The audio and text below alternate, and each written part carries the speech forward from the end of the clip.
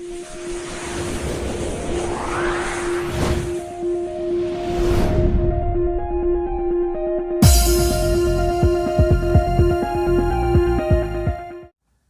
Morning to everyone. तो आप लोग कैसे हैं? आई होप कि आप लोग बहुत ही अच्छे होंगे। तो आज हम आप लोगों के लिए लेकर आए हैं क्लास 9th का first chapter matter in our surrounding का लेक्चर नंबर 1, जिसके अंदर की आप पढ़ेंगे मैटर के बारे में और उसके कुछ बेसिक कंसेप्ट के बारे में कि ये क्या होता है और इसके कौन कौन से पार्ट्स हैं जो बहुत ही इंपॉर्टेंट हैं, जो क्लास 9th के लिए बेसिक बहुत ही ज़रूरी होता है। तो चलिए बिना देर के हुए हम स्टार्ट करते हैं सबसे पहले कि मैटर होता क्या है। ठीक है, तो सबसे पहले एक बात हम आपको बता दें कि इस यूनिवर्स के अंदर में आप जो कोई भी चीज़ आप देख पा रहे हैं, जो कोई चीज़ भी देख रहे हैं, जैसे कि अभी आप जिस जगह पे बैठे हैं, जिस जगह पे पढ़ा स्टडी कर रहे हैं, वहाँ देखिए कितना सारा चीज़ है। तो फैन मिल जाएगा आपको, आपका पेन मिल जाएगा, वहाँ नोटबुक मिल सकता है ना। अगर आप बेड के आसपास में हैं तो बेड हो गया, टॉवेल हो गया, आप खुद ही हो गए, फैन हो गया, बोर्ड हो गया, है ना। आपके पास वो चार्जर हो सकता है, मोबाइल हो सकता है, हेडफोन, एनीथिंग एल्स, बहुत सारी चीज़ हो सकते हैं। साथ ही साथ जब आप अगर बाहर निकलेंगे तो बहुत सारी चीज़ें होंगे, ब्रिक्स मिलेंगे, स्टोन्स मिलेंगे, सैंड मिलेंगे, कुछ ऑक्सीजन, नाइट्रोजन गैस वगैरह भी मिल सकते हैं, वो आपको अंदर भी था। लेकिन जितने भी चीज़ों का अभी हमने नाम लिया, वो सारे चीज़ एक स्मॉल पार्टिकल्स से मिलके बना हुआ है। उसमें billion and trillions of particles जो है वो एक दूसरे के साथ जुड़ा हुआ है, और वो सारे बिलियन और ट्रिलियन पार्टिकल्स जो जुड़े हुए हैं, वो जुड़े हुए पार्टिकल्स एक नया चीज़ का निर्माण किए हुए हैं, एक नया चीज़ को बनाए हुए हैं, और वो जो बना हुआ चीज़ है उसी को साइंटिस्ट एक नाम देता है जिसका नाम है मैटर। क्या नाम देता है? मैटर। तो इसीलिए हम लोग डिफाइन करते हैं कि anything else which occupy a space and having mass, volume, and when we apply a force then it offers to resistance then it is said to be matter। इसको हिंदी में समझते हैं अच्छे से कि क्या इसका मतलब होता है। कहता है कि जब कोई भी चीज़ अगर कहीं रखा हुआ हो या कहीं हो तो उसके पास अगर कुछ मास हो, मास का मतलब क्या होता है कि अमाउंट ऑफ एन ऑब्जेक्ट, किसी भी ऑब्जेक्ट का या किसी भी वस्तु का या किसी भी चीज़ का जो अपना द्रव्यमान है, जो अपना मास है, जो अमाउंट है, अमाउंट समझ रहे हो ना, अमाउंट है, उस अमाउंट को हम लोग मास कहते हैं। पहली चीज़, उस ऑब्जेक्ट में या उस चीज़ों में मास होनी चाहिए। दूसरा कि वो जो चीज़, जो ऑब्जेक्ट है, जो वस्तु है, जो चीज़ें आपने लिया है, कंसिडर किया है, वो कुछ ना कुछ एक ऑक्यूपाई स्पेस करना चाहिए, मतलब जगह को घेरना चाहिए। जो वॉल्यूम हो उसके पास, वॉल्यूम को क्या डिफाइन करते हैं कि the area occupied by the object, मतलब जो जगह जिसके द्वारा घेरा जा रहा है उसी को वॉल्यूम कर रहे हैं। फर्स्ट कंडीशन क्या होना चाहिए कि वो उसके पास मास होना चाहिए, एंड दूसरा कंडीशन क्या होना चाहिए कि उसके पास वॉल्यूम होना चाहिए। साथ ही साथ अगर उस पर हम लोग फोर्स अप्लाई करते हैं, अगर फोर्स ऑफर कर रहे हैं, तो ऐसी स्थिति में अगर वो रेसिस्टेंस प्रोड्यूस कर रहा है, रेसिस्टेंस कहने का मतलब कि जैसे ये मार्कर है, इसके पास मास है, बिल्कुल मास है, हम फील कर रहे हैं कि हाँ इसके पास कुछ मास है। साथ ही साथ इस जिस जगह पे हमने रख दिया, ये कोई दूसरा चीज़ अब इसी जगह पे हम नहीं रख सकते हैं, अर्थात कि ये जो है वो मार्कर कुछ स्पेस भी ऑक्यूपाई कर रहा है। ओके, अब मास भी है और वॉल्यूम भी है, तो ये मैटर होने के कगार पे ही है लगभग। क्या ये मैटर है ही ऐसे भी, लेकिन चलिए हम कंडीशनल लेके चलते हैं कि क्या क्या ये फॉलो कर रहा है, उसी हिसाब से देखा जाए। अब हम इसके ऊपर फोर्स अप्लाई कर रहे हैं, तो जब फोर्स अप्लाई कर रहे हैं, इसको उठाने का कोशिश कर रहे हैं, फोर्स को ऑफर कर रहे हैं, को दे रहे हैं फोर्स को, तो देख रहे हैं कि ये रेसिस्टेंस प्रोड्यूस कर रहा है, मतलब कि अवरोध उत्पन्न कर रहा है, ये हमको रोक रहा है ऊपर उठाने से। ओके, तो ऐसी स्थिति हम इसे क्या कह देंगे? मैटर कह देंगे। Matter are those substance, matter is defined कि क्या, कि जिसके पास मास हो, वॉल्यूम हो, और साथ ही साथ वो रेसिस्टेंस प्रोड्यूस करता हो, तो हम लोग उसे क्या कहते हैं? मैटर। अब मैटर तो आप उस हिसाब से आप बहुत सारी चीज़ों के बारे में कंसिडर कर सकते हैं, जैसे मैंने कुछ एग्जाम्पल में भी लिखा है, चलो इसी को बोल देते हैं। Air, water, hydrogen, oxygen, sugar, stone, ये तो लिमिट में है, लेकिन आपके पास तो बहुत है। आसपास में देखें तो बल्ब मिल जाएगा, कर्टेन, पर्दा मिल सकता है ना, आपके पास बेंच, चेयर, है ना, कुछ भी है, तो वो सारे तो हैं ही, वो मैटर ही है। Is that okay? अब इस मैटर की जहाँ तक सवाल है, तो इसकी बहुत सारे प्रॉपर्टी हैं, कैरेक्टरिस्टिक हैं, इसकी विशेषताएं हैं कि ये क्या क्या कंटेन करता है, जिसमें बहुत इंपॉर्टेंट है ये सारे पार्ट्स। और वो फर्स्ट ये है कि जैसे मानकर बात करते हैं, फर्स्ट में कैरेक्टरिस्टिक की matter is made up of tiny particles. तो अभी हमने बताया था कि जो भी चीज़ देख रहे हैं आप, वो सारे बिलियन और ट्रिलियन पार्टिकल से मिलके बने हुए हैं। तो बिलियन और ट्रिलियन पार्टिकल से बने हुए एक ऑक्सीजन की मॉलिक्यूल्स अगर देखा जाए तो वो उसमें बहुत सारे, एक drop of water, one drop of water देखा जाए, एक बूंद पानी की देखी जाए, तो उसमें भी बहुत सारे पार्टिकल्स होते हैं, मिलियन के आसपास में पार्टिकल्स होता है, छोटा छोटा कण होता है, समझ में आ रहा नहीं, और वो मिलियंस ऑफ पार्टिकल से मिल करके एक ड्रॉप बनता है। और इतना ही नहीं बल्कि वो जो पार्टिकल्स जो मिलियंस में हैं उनके उसमें भी छोटे छोटे गैप होते हैं, बहुत ही माइन्यूट, बहुत ही ट्रेस, एक्सट्रीम कह सकते हैं, बहुत छोटी लेवल की गैप होती है, ठीक है। इसीलिए हमने क्या लिखा, particles of matter are very small, वो तो स्मॉल होता ही है, टीनी पार्टिकल्स या स्मॉल एक ही चीज़ है। Particles of matter have a space between them, अभी अभी हमने बताया कि दोनों के बीच में बहुत ही कम मात्रा में जगह होती है, बहुत ही कम, लेकिन जगह होती है सारे पार्टिकल्स के बीच में।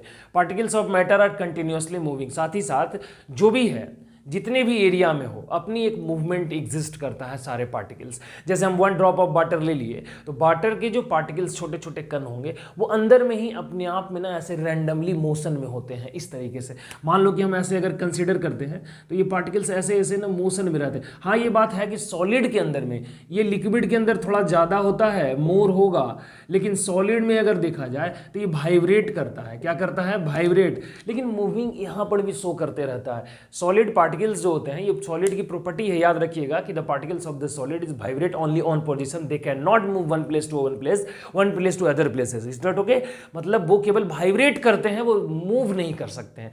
लेकिन यहाँ चूंकि वाइब्रेशन को ही हम लोग कह सकते हैं कि हल्का तो मूवमेंट शो कर ही रहा है, इसलिए लिख दिया गया है कि the particles of matter is continuously moving, मतलब इंटायरली मूविंग करने का वो नेचर रखता है। Particles of the matter attract each other, साथ ही साथ देखो मैटर के अंदर में ऐसे गुण पाए जाते हैं कि जितने भी पार्टिकल्स होंगे, चाहे वो सॉलिड के हो, लिक्विड के हो और गैस के हो, ये सारे जो पार्टिकल्स होंगे सॉलिड लिक्विड गैसेस का, ये सब चाहते हैं कि हम एक पार्टिकल दूसरे पार्टिकल से क्या करके रहें, जुड़ के रहें, हमारा जुड़ाव बना हुआ रहे। और अंदर में ही एक फोर्स लगती है जिसका नाम है अट्रैक्टिव फोर्स, और वो अट्रैक्टिव फोर्स के कारण जो है वो सारे पार्टिकल्स चाहते हैं कि वो एक जगह पे रहें। Is that okay? तो ये बहुत ही इंटरेस्टिंग कंसेप्ट था। और भी चीज़ है जैसे कि स्टेट ऑफ मैटर, कि मैटर के कितने स्टेट हैं, चलिए हम लोग उसको देखते हैं। सबसे पहले आप एक काम करेंगे, इसको आप स्क्रीनशॉट ले लेंगे। चलिए, इसका स्क्रीनशॉट ले लिया आपने, अभी हम इसको मिटाते हैं। ओके, अब देखते हैं स्टेट ऑफ मैटर के बारे में कि स्टेट ऑफ मैटर कितने होते हैं और वो कौन कौन से हैं और किस तरीके से हम लोग एक एक करके सबको समझेंगे। चलिए, तो एक बात बताएं कि कुछ चीज़ें जो हैं वो मैटर न भी हो सकती है। जैसे अभी हम कुछ क्लियर कर दें आपको, अभी बात करते हैं हम, जैसे स्टोन की बात करें तो स्टोन क्या हो जाएगा? सॉलिड हो जाएगा। वाटर की बात करें तो क्या हो जाएगा? लिक्विड हो जाएगा। अगर घी की बात करें, अगर वो जमा हुआ है तो वो सॉलिड में आ जाएगा। अगर वो ये मतलब कि फ्लूइड की कंडीशन में है, वो मतलब बहने की कंडीशन में है, वो तरल है, वो जो पिघला हुआ है, तो ऐसे लिक्विड हो जाएगा। तो आइस की बात करें तो सॉलिड हो जाएगी, है ना। वैसा बहुत सारे चीज़ें हैं जिसको कि आप देख करके, महसूस करके, समझ करके वो बता सकते हैं, जिसको फील कर सकते हैं। आप देख लिए कि ऐसा है तो आप बता सकते हैं कि वो सॉलिड लिक्विड गैस है, जिसको आप टच कर दिए, टच करके आप जिसको बता रहे हैं बड़े आराम से। कुछ चीज़ें ऐसी भी है जिसको कि आप नहीं बता पाएंगे, वो क्या है? चलिए हम बात करते हैं आपसे। फर्स्ट में हम बात करते हैं लाइट की। तो ये लाइट बताओ, ये क्या होगा, कौन सा स्टेट है? लाइट। तो ये एक नया स्टेट है, याद रखना, इसका नाम है प्लाज्मा। ठीक है। फायर की बात करें, एक्सेप्शनल में है जो हम पहले ही लिख दे रहे हैं। फायर की बात करें, ये भी है प्लाज्मा। स्टार, मून, है ना, सेलेस्टियल ऑब्जेक्ट्स बात करते हैं, या फिर लिखते हैं स्टार, मून या अर्थ, सन, ये सब के पास जो होती है, ये सब के पास क्या होगी? प्लाज्मा। अलग अलग करके भी लिख दिया मैंने, प्लाज्मा। या फिर जितने भी प्लैनेट्स हैं, सारे प्लैनेट्स के पास जो होंगे वो क्या होंगे? प्लाज्मा ही होते हैं, वहाँ पाए जाते हैं। कैसे पाए जाते हैं, क्या प्रोसेस होती है, प्लाज्मा जब पढ़ाएंगे तो बता देंगे, कोई दिक्कत। लेकिन अब कुछ चीज़ें ऐसी भी है जिसके बारे में हम बात करते हैं, अब बताएंगे। अभी मान लो कि टीचर या आपके फादर आपको पढ़ने के लिए बोलते हैं कि आप पढ़िए, आपने नहीं पढ़ा या उनकी बातों को मतलब नहीं माना, ठीक है, अवज्ञा कर दिया। अब उन्होंने आपको डांटा, क्यों नहीं पढ़ रहे हो तुम, क्या कोई तरीका है? हमने जब कहा, तो जब ये आपको डांट रहे हैं तो ये डांटना क्या होगा? कौन सा स्टेट ऑफ मैटर होगा? सॉलिड, लिक्विड, गैस, प्लाज्मा या बोस-आइंस्टीन कंडेंसेट? कौन सा स्टेट हो सकता है? गेस करिए आप और हमको बताएंगे कमेंट बॉक्स में। दूसरा बात करते हैं कि तुरंत उसके बाद आपको ऐसे भी बोलते हैं कि अरे बाबू पढ़ना चाहिए, पढ़ोगे तब ना होनहार बनोगे। तो ये प्यार जब देते हैं वो, तो वो क्या है?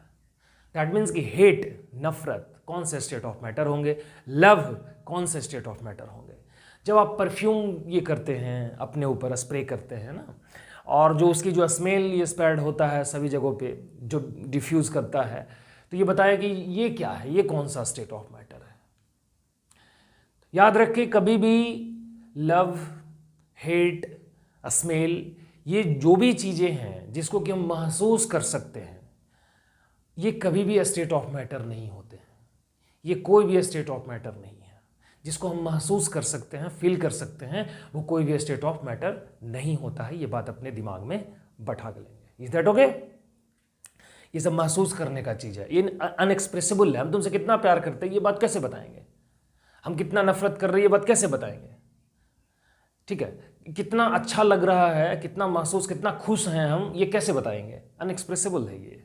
तो ये सब स्टेट ऑफ मैटर नहीं होते हैं, ये बात याद रखेंगे। अब इसका भी स्क्रीनशॉट ले लीजिए, और भी इसके बारे में डिटेल से हम बात करेंगे। फिलहाल बात करते हैं हम आगे की। तो चलो बात करते हैं कि कितने स्टेट ऑफ मैटर होते हैं। तो सबसे पहली बात करते हैं, there are 5 state of matter, 5 state of matter, जिसमें सबसे पहला जो है वो मेन जो है वो 3 ही होता है। फर्स्ट में है सॉलिड, सेकंड में है लिक्विड, और थर्ड में जो है वो है गैस, 4 में है प्लाज्मा, और 5th में है बोस-आइंस्टीन कंडेंसेट, BEC। 5th में क्या है, BEC, बोस-आइंस्टीन कंडेंसेट। तो जो मेन है वो यही है। ये ऐसा नहीं कि तो ये बकवास है, ये भी है, लेकिन इसके बारे में भी हम लोग चर्चा करेंगे। पहले एक एक करके ये सारे को हम लोग कंप्लीट कर लें। सबसे पहले बात करते हैं सॉलिड की। सॉलिड किसको कहेंगे, सॉलिड किसको कहेंगे, और सॉलिड को सॉलिड क्यों कहेंगे। तो बात करते हैं, देखिए यहां सॉलिड की, तो लिखते हैं the state of matter, the state of matter which has fixed volume and shape. क्या, फिक्स्ड वॉल्यूम एंड शेप, वो स्टेट ऑफ मैटर जिसके पास कि वॉल्यूम और शेप दोनों क्या होना चाहिए, फिक्स होना चाहिए। तो बात करते हैं कि फिक्स क्यों होगी, फिक्स क्यों होगी। तो देखिए हम एक बात करते हैं सॉलिड की, और इसमें हम मॉलिक्यूल्स को कंसिडर करते हैं, सॉलिड मॉलिक्यूल्स को।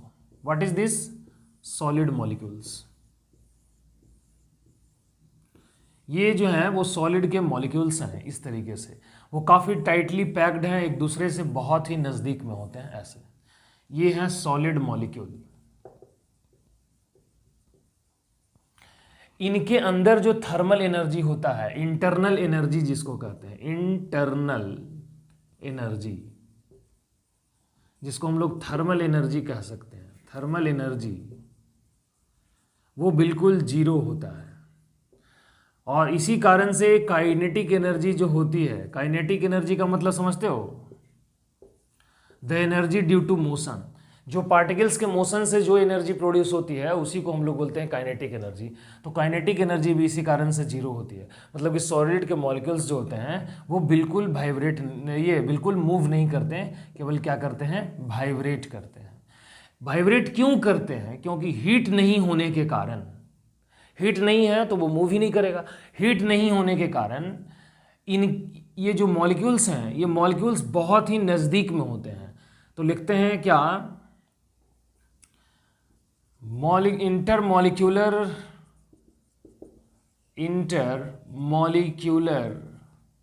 स्पेस आर निग्लिजिबल, या लिख सकते हैं वेरी लेस, ठीक है ना, बहुत कम होते हैं।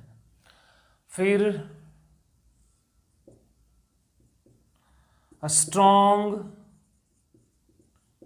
इंटरमॉलिक्यूलर फोर्स, जो मॉलिक्यूल्स जो होते हैं वो स्ट्रॉन्ग इंटरमॉलिक्यूलर फोर्स से जुड़े हुए होते हैं। देखो जैसे मान लो हम ये बात करते हैं मार्कर की, अब ये मार्कर के जितने भी पार्टिकल्स हैं, जितने भी मॉलिक्यूल्स हैं, वो इसीलिए वो कंबाइंड है एक दूसरे से, क्योंकि दो पार्टिकल्स के, दो कण के बीच में जो लगा हुआ फोर्स है बहुत ही स्ट्रांग होता है, बहुत ही ज़्यादा मात्रा में होता है।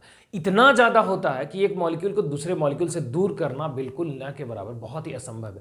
जब बहुत ज़्यादा हीट देंगे, मतलब बहुत इसको गर्म करेंगे, तब पिघल के लिक्विड होगा, तब जाकर के मॉलिक्यूल दूर होगा। क्योंकि मॉलिक्यूल का दूर होना लिक्विड में चेंज होना, और ज़्यादा दूर होना गैस में चेंज हो जाना। तो ये मॉलिक्यूल के बीच में बहुत ज़्यादा स्ट्रॉन्ग केमिकल फोर्स लगता है, जिससे मॉलिक्यूल जुड़े हुए हो रहते हैं। ऐसा मेन कारण होता है कि उसमें हीट नहीं है, अंदर में काइनेटिक एनर्जी भी नहीं होगा, मॉलिक्यूल दूर जाएगा ही नहीं। और इसका कारण क्या है बाबू? क्योंकि फोर्स बहुत ज़्यादा लगता है। फोर्स ज़्यादा रहेगा, गैप कम रहेगा, सब एक दूसरे से सटा हुआ रहता है। इस कारण से सॉलिड हमेशा क्या होते हैं? सॉलिड होते हैं। अब तुम देखो, बात करते हैं एक छोटा सा एग्जांपल से। मान लो पानी ले लो, और पानी में क्या करो ना, कि पानी के जो है सारे हीट को निकाल लो, वाटर का सारा हीट को निकाल लो। वाटर के सारे हीट को निकालोगे, सारे मॉलिक्यूल्स एक दूसरे के पास और नज़दीक आ जाएंगे। जब नज़दीक में मॉलिक्यूल्स आएंगे तो क्या होगा? पार्टिकल्स जब नज़दीक में आएंगे तो क्या होगा? पार्टिकल्स जब नज़दीक आएंगे तो धीरे धीरे धीरे सॉलिड में चेंज हो जाएगा। इसी कारण से ना बर्फ़ के सब हीट को खींच लेते हैं। मतलब 0 डिग्री सेल्सियस पर जब उसको हम लोग क्या करते हैं? फ्रीज करते हैं, तो ऐसी स्थिति में सारे जो है वो मॉलिक्यूल्स चेंज हो जाते हैं और बन जाता है एक solid substance. Is that okay? तो याद रखेंगे इस बात को। अब इस सॉलिड के बहुत सारे प्रॉपर्टी होते हैं, वो कौन कौन सा प्रॉपर्टी है? तो चलिए आइए देखते हैं। पहले इसका आप स्क्रीनशॉट ले लीजिए। चलो, पहला प्रॉपर्टी है